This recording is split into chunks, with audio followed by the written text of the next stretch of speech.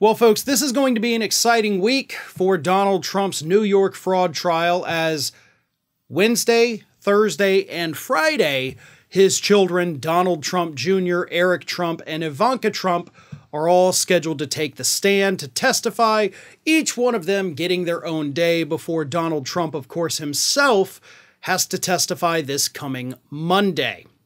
So things are heating up in that trial. This is where it's going to start to get pretty interesting.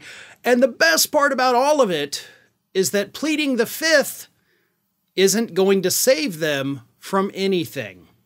You see, what's happening in New York, as I'm sure everybody knows, but some people tend to forget, it's a civil trial.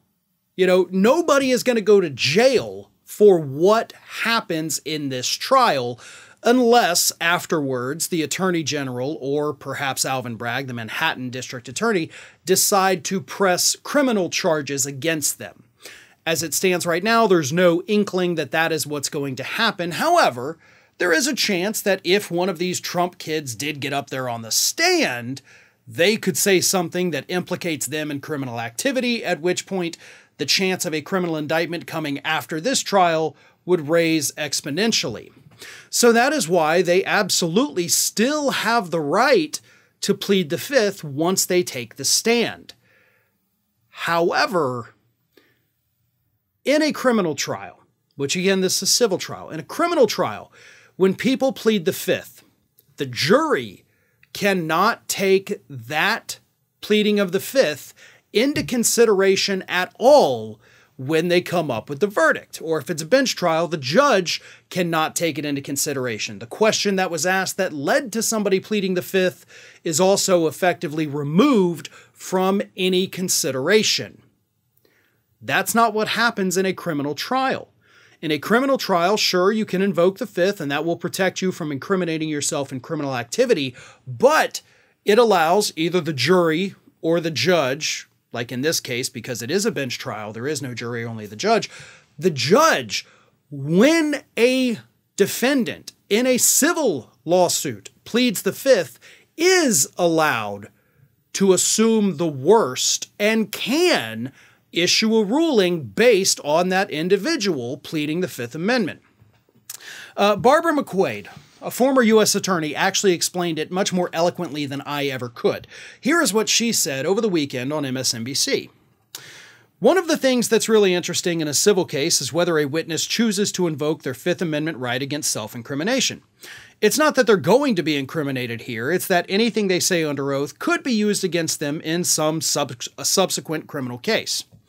If they believe they have exposure, they can invoke it, but what's different about a civil case from a criminal case is that in this case, Judge Engeron could use that invocation to draw an adverse inference against the witness.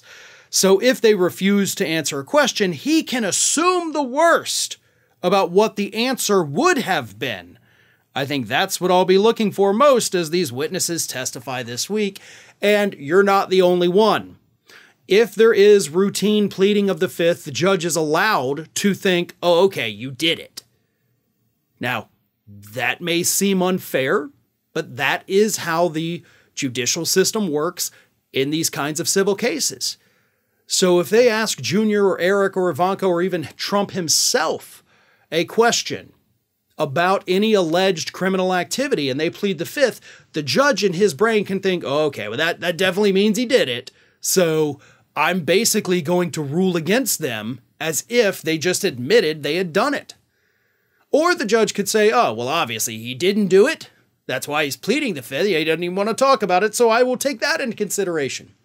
I mean, the judge could do one of those two things. One of them is definitely a possibility. The other is definitely not.